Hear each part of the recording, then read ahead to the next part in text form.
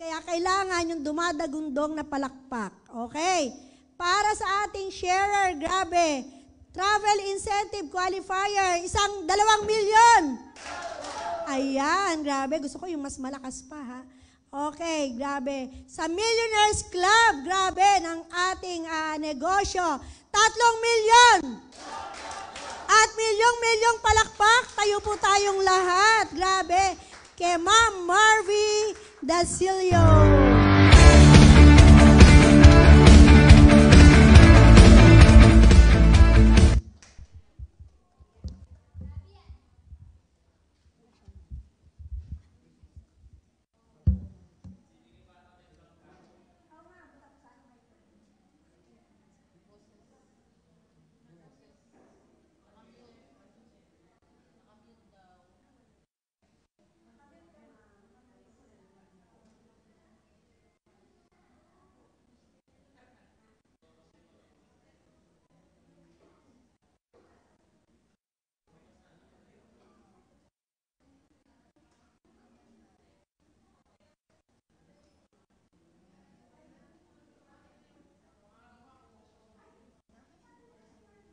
Ayan. Hello, good morning earnings po sa ating lahat.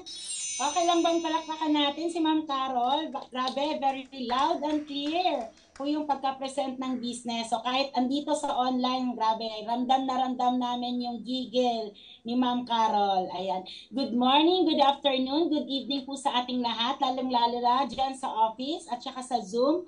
Or kung saan lupalop man tayo ng mundo, good morning earnings po sa ating lahat. Ayan, sobrang napakaganda po ng negosyo ng Entrep-Hub. So hayaan niyo po na magpapakilala po ako at saka i-share ko po yung naging journey ko po dito sa Unified kasi isa po ako sa mga literal talaga na nabago yung buhay dahil sa negosyong ito. So para mas gaganda po yung ating pag-uusapan, okay na po bang mag-share po ako ng screen? Okay, magpapakilala lang po ako sa inyo. By the way, I'm Marvy Asonto Dasilio, all the way from Colomoloc, South Cotabato. So, Bisayang dako po ako. Actually, pangalawa po ako sa 4 na magkakapatid. Nakapagtapos po ako sa kursong HRM sa isang maritime school dito po sa General Santos City. Kaso nga lang, hindi ko po nagamit yung kurso ko nung ako nag-abroad. Kasi, hindi na, sabi nga daw nila, di ba, it's not what you know, it's whom you know. So, yung naging first job ko po is naging manicurista po ako sa bansang Dubai. Ayan, kahit napakalayo po ng napagtapusan ko sa naging trabaho ko po, hindi ko minayin din kasi ang mas nangingibabaw sa akin kung ano yung pwedeng maitulong ko sa pamilya kong naiwan sa Pilipinas. Kasi kahit pa paano, nung ako yung naging manicurista sa abroad, nasa 16,000 at least yung naging sahod ko. So, mas malaki yun. Wait lang, kung hindi ko po kasi kayo nakikita. Ayan, sorry. So, yun nga, yung akala ko na magiging okay yung buhay namin dahil ako'y nag-abroad, hindi pala lahat ng mga OFW pinalad. Kasi dalawa lang din pala yung magiging result natin pag tayo nag-abroad. Either mag-fail ka or magiging successful ka. So, isa pa ako sa mga napabilang sa mga nag-failure ng mga OFW, gawa ng gumib up po yung aking katawan kasi di ba, alam naman natin sa mundo ng employment, mapa-Pilipinas man tayo or mapa-abroad man tayo, pero sa tawag na empleyado tayo, ang pinakakapital po natin is yung katawan. Kasi pag once na gumib up yan, lahat ng plano mo pwede talagang maglalaho. Tama po? So doon ko din po na-realize na sobrang napakahirap po na isa lang yung source na pinagkukunan mo. So iba pa rin sa feeling na meron kang another basket of income. So to make the long story short, 1 year lang po yung tinagal ko bilang isang manicurista sa Dubai. Sa 3 years ko po na kontrata, ayan po, goodbye Dubai and hello Philippines. So, isa po ako sa mga OFW yung umuwing luhaan talaga. So, naglaho talaga yung pangarap, naglaho lahat ng pinangarap ko para sa mga magulang ko kasi nga I failed as an OFW. So, buti na lang kasi God moves always in a mysterious way. Grabe ang power of prayers. Kaya sa mga viewers natin na nandyan, kung ikaw man ay nakakaranas ng, alam mo yung parang feeling mo pinagkait na lahat ni Lord sa'yo, yung opportunity, huwag kang manawang mag-pray kasi meron palang mas inihandang, mas deserve si God para sa'yo. So buti na lang talaga way back Ayan, way back 2013, katulad mo rin po ako na na-introducean ng ganitong negosyo. Kaya okay lang ba na palakpakan mo kung sino man yung nagtaong nag-send ng link or sino yung taong nag-invite sa iyo dyan ngayon sa office para makita mo yung ganda ng Entrep Hub. Kasi sobrang dami ng tao ngayon na naghahanap ng magandang opportunity, pero sa dinami-dami nila, isa ka sa mga nakakita ng tamang opportunity talaga ngayon. Kaya palakpakan mo talaga yung taong nag-invite sa'yo ngayon. So way back 2013, katulad mo rin ako na walang alam pagdating sa negosyo kasi nga career-oriented ako, never naman akong naturuan ng mga magulang ko na mag-engage into business kasi sa angka namin, pobre. As in, mahirap talaga, walang mga negosyante. So, nung inintroduce sa akin, actually, twice akong inintroduce nito. Nung nasa Dubai pa ako, inintroduce ito sa akin ng kapatid ko. Okay lang bang palakpakan natin si Ma'am Irish Gay Asanto Manuel kahit wala siya ngayon dito. Pero sobrang laki ng pasasalamat ko sa kanya kasi kung hindi dahil sa kanya, wala po ako ngayon dito sa kung anong status meron ako ngayon.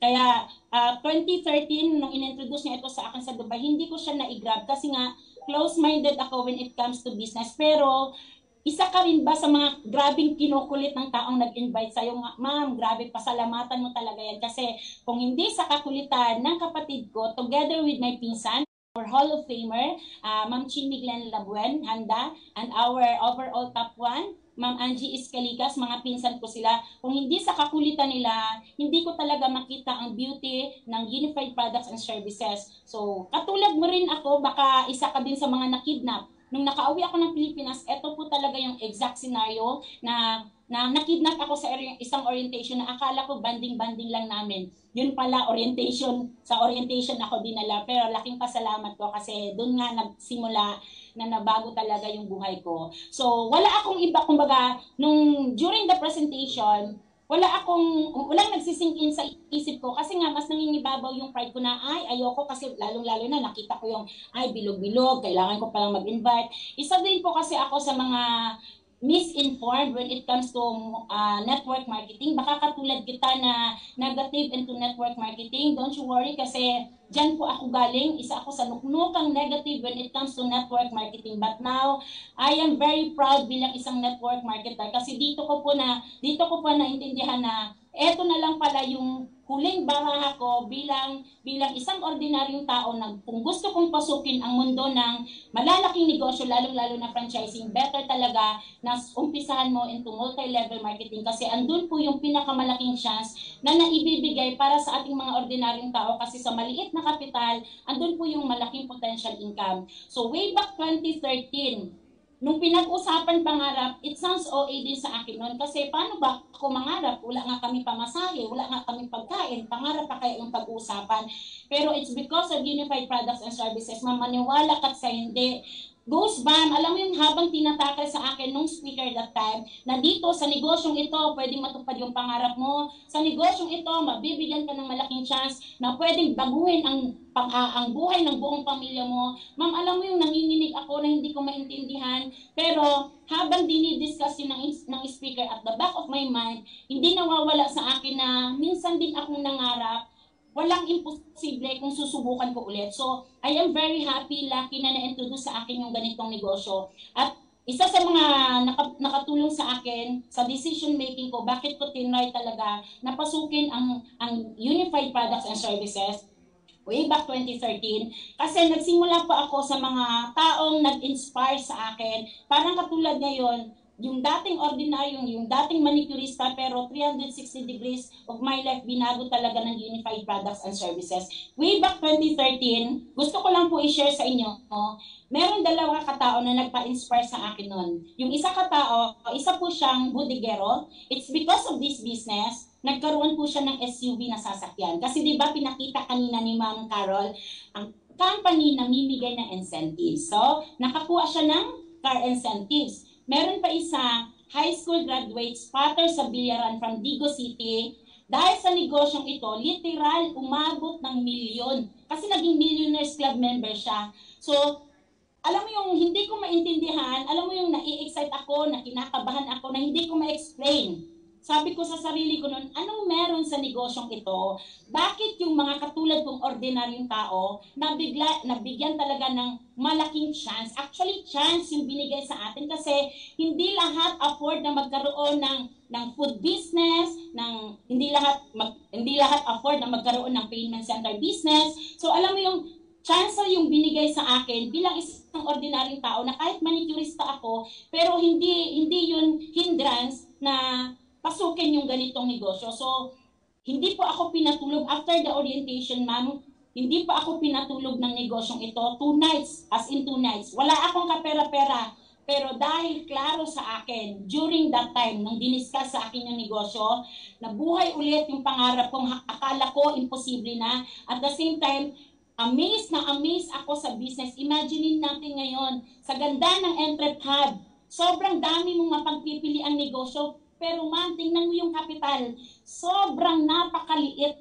Maliit yung 18,998. Kasi hindi maiiwasan sa atin yung manigurista.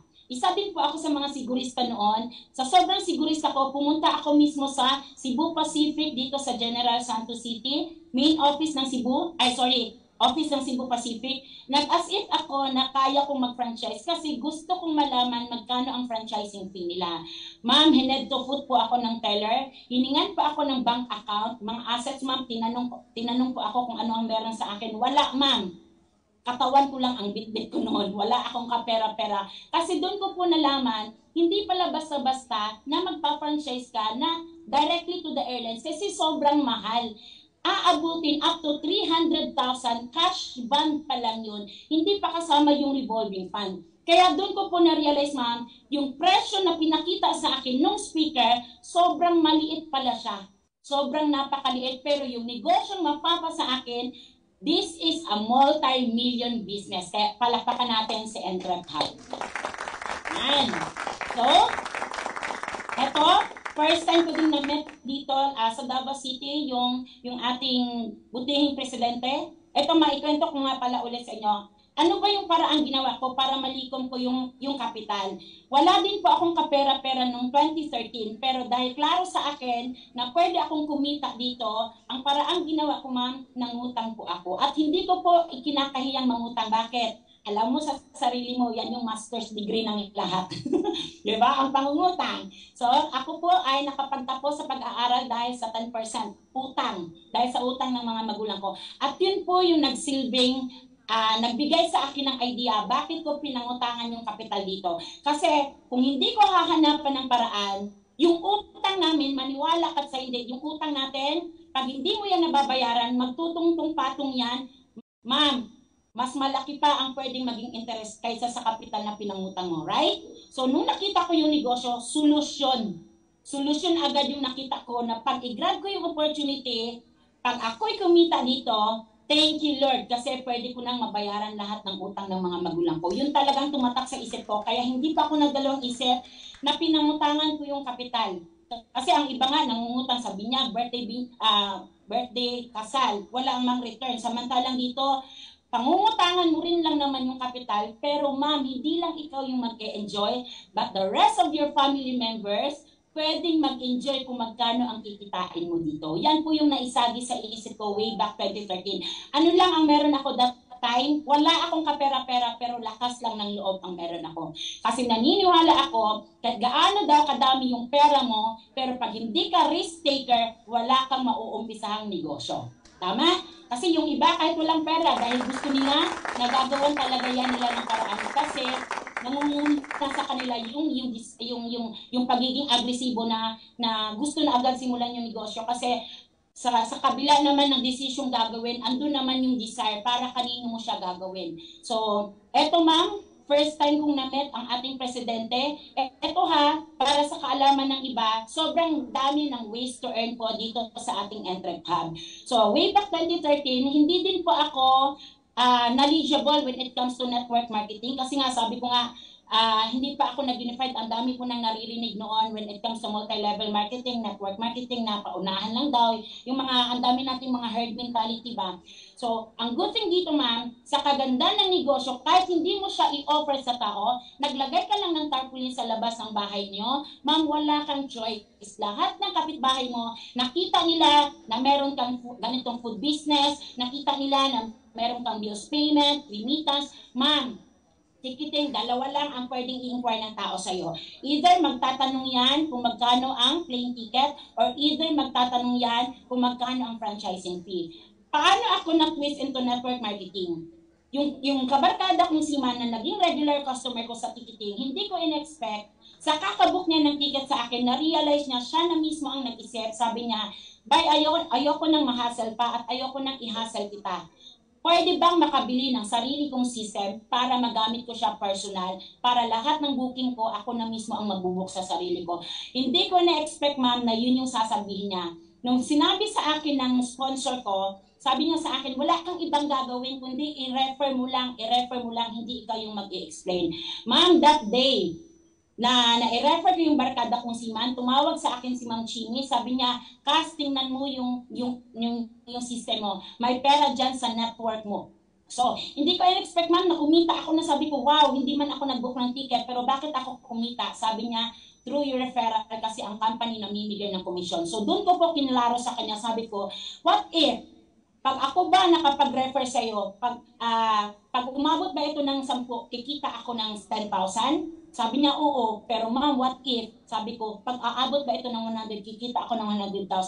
So doon na po, nag-open yung mind ko, na sabi ko, sa kagandaan ng negosyong pinasukan ko, ma'am, no hard selling yung business natin, tao na mismo ang lalapit, wala kang choice. Sa ayaw mo, sa gusto, lalapitan ka talaga ng taong makakita ng ganitong negosyo. So isa po ako sa mga naturuan. Ang good thing sa business, ma'am, sir, kasi hindi mo siya gagawin mag-isa. Merong mga trainings. Ito po yung kauna-unang training na atinan ko sa Davao. First time kong na-met ng ating presidente. Very humble, very generous, at very visionary na tao.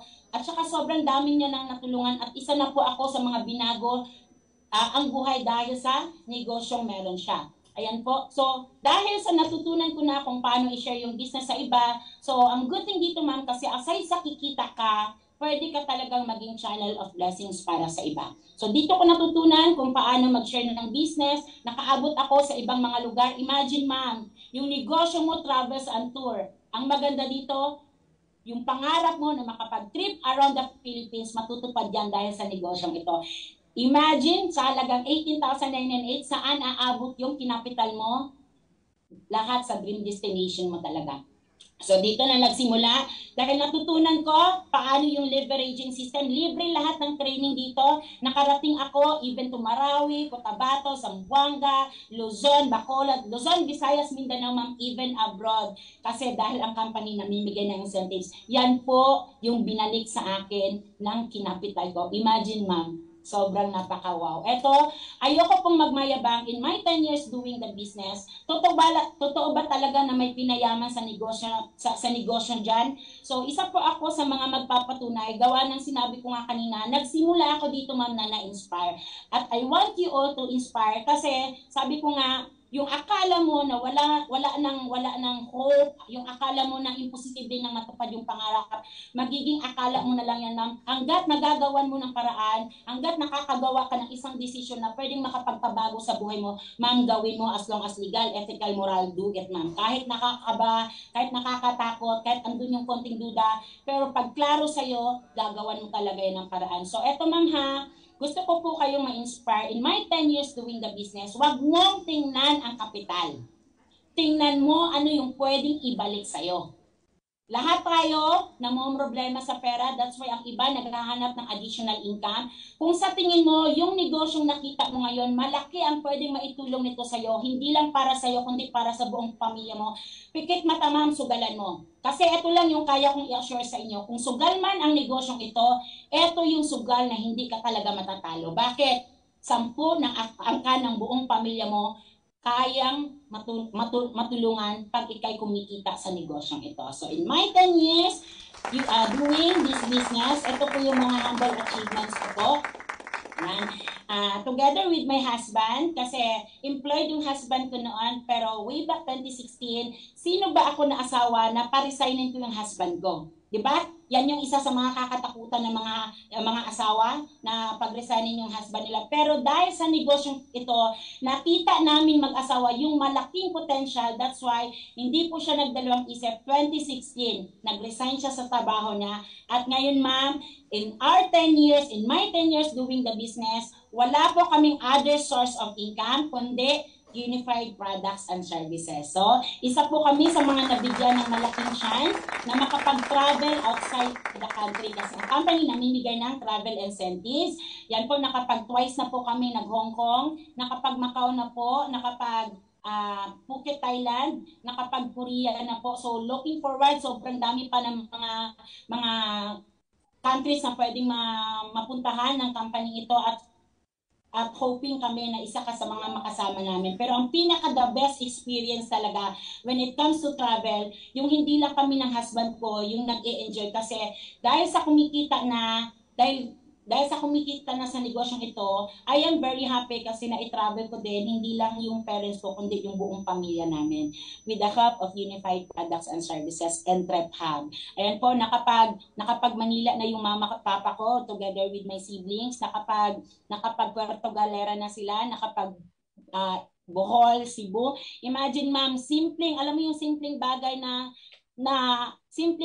pwede mong ibigay sa kanila pero sobrang laki na ng impact kasi nga hindi nila talaga ito na experience pero it's because of this business na na-experience ko din sa pamilya ko yung makaalis kami sa General Santos City kasi noon sa sobrang hirap ng buhay kahit Davao City ma'am hindi namin kayang mapuntahan kasi ang 200 pesos na pamasahe sobrang laki na po para sa amin. Ayan po. Then, isa din po ako sa nabigyan ng pagkakataon na makahit ng car incentives. So imagine mo yung dating paalang yung hinahawakan ko pero this time manibela na ng aming mga sasakyan. So ito po dahil sa Unified Products and Services, hindi lang ako yung nagda-drive kundi nabilhan ko din ng sasakyan yung parents ko. So lahat po yan ma'am, katas po ng Unified Products and Services. So ito po yung isa sa mga naging kapalit ng desisyong ginawa ko way back 2013. Ayan, nakapagpundar-pundar din po kahit papano. Yan, nagkaroon po ako ng 2 bahay, nakapagpundar po ng mga lupa. So, grabe po kasi at least this time, assure ko na pagdating ng panahon, meron din akong maipamana sa mga anak ko. Kasi sa amin, wala mang maipamana yung mga magulang ko, pero hindi naman din pwede na sisisihin ko sila dahil sa hirap ng buhay. Bakit hindi kami nabilhan or hindi kami napagmanahan ng mga kalupaan. Pero ngayon, maisisecure ko talaga na merong maipamamana kami ng husband ko sa mga anak namin. So dahil sa Unified Products and Services. At ang pinakamasarap dito, kasi hindi lang yung pangarap ko, yung naisakatuparan, even the dreams of my parents. So kung ikaw man ay anak na may mga magulang pa, pwede mong gawin yung negosyo, hindi lang para sa sarili mo, kundi gawin mo siya para sa mga magulang mo. Kasi bilang isang anak na lumaki sa hirap, ito yung time na i-payback natin sila na habang buhay pa sila, kailangan maiparanas natin sa kanila yung deserve na buhay. Kasi lagi kong sinasabi sa sarili ko, hindi ko maramdaman yung success kung hindi ko yan maipapalasap sa mga magulang ko kasi sila yung naging reason kung bakit ako naging ganito. So, pangarap ng papa ko na makasakay ng eroplano way back 2014, sabi niya sa akin na ano kaya yung feeling na makasakay ng eroplano. And then now, grabe, di ba? Kasi since meron ka na ng ticketing business, hindi pwedeng hindi mo ma-experience sa mga magulang mo yung makapagsakay ng eroplano. So ito yung kauna-unahang experience ng papa ko at hindi ko makakalimutan.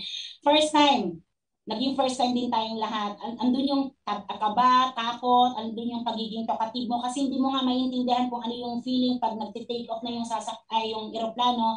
So habang pinagtatawanan ng crew, ng flight attendant, yung mga kasamahan namin sa likod, yung papa ko. Kasi sobrang ingay ng papa ko, first time kasi. So alam mo yung deep inside your heart, alam mo yung, oh my God, lumiligid yung luha mo sa gilid ng mga mata mo kasi nakita mo na sobrang babaw lang pala yung kaligayahan parents mo pero hindi mo siya maibigay noon kasi hindi mo pa afford. Pero dahil sa negosyong ito, hindi lang pangarap ko, pangarap namin ng asawa ko, kundi sa katuparan ko din talaga yung pangarap ng mga magulang ko na kahit papano bago man sila kunin sa mundo, malasap talaga nila yung deserve na buhay. So I am very grateful and grabe yung gratitude ko sa taong nag-introduce nito sa akin kasi kung hindi niya ako in-invite, hindi ko mapa-experience sa mga magulang ko yung buhay na ganito. Sorry po, nadala lang. Matagal na ito, 2014, pero pag laging pinag-uusapan yung pamilya, yung parents ko, hindi talaga nawawala. Kasi hindi ko nga in-expect na dito po ako dadalhin ng negosyong sinugalan ko lang way back 2013. Ayan, sorry po, bumalik. So, ang maganda dito kasi hindi lang ito, naging business ko, business namin ng husband ko, kundi naging family business na talaga namin. So, dito, hindi lang ikaw yung mag-e-enjoy, but the rest of your family, sa isang desisyong ginawa mo, pwedeng mabago lahat ng buhay ng buong pamilya mo. So, actually, tapos na po ako. Ayan, gusto ko lang mag-iwan ng magandang quotes. Sometimes, it's the smallest decision that can change your life forever. Balik lang po muna ako ha, saglit lang po. Sorry po, nadala po ako. Kaya sa lahat ng mga guests natin na nandito ngayon, kung ikaw man ay isa sa mga naghahanap talaga na magandang opportunity, yung nakita mo ngayon, ma'am, maniwala ka. May rason bakit ka dinala ngayong gabi dito. Pwede namang hindi ka mag-attend, pwede namang hindi ka pupunta dyan sa office, pwede namang sabihan mo yung taong nag-invite sa'yo na, ma'am, ayoko. Pero bakit nakikita mo yung sarili mo ngayon na nakikinig sa amin? Kasi baka katulad kita, na isang araw, nagdasal ka din. At hindi mo alam, yung taong nag-invite sa'yo, yung taong nag-send ng link sa'yo, hindi mo alam, siya pala yung ginawa ni Lord na instrument para makita mo yung negosyo na nakita namin. Huwag mong isipin na pinagkakapirahan ka, kasi mga maniwala ka sa hindi. Yung taong nag-invite sa'yo, kumikita na yan at nag-e-enjoy na yan sa Unified Products and Services sa Entrep Hub. Pero bakit kanya in-invite? Kasi gusto niya na makita mo yung nakita niya sa negosyong ito. So, looking forward kami sa lahat ng mga guests na nandito to have business with you. So, yun lamang po. I hope na na-inspire ko po kayong lahat. So, with that, good more earnings po sa ating